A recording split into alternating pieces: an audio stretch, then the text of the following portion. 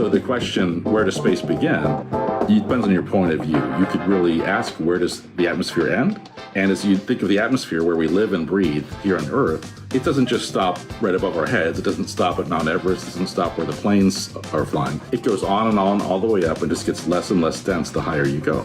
And it's still there at a very high altitudes. When you go to where the space station is, only a couple hundred miles above the Earth, there's still enough air there to slow the space station down. And if you didn't reboost it with rockets, it would come back to Earth based on the air drag, just like when you're driving your car.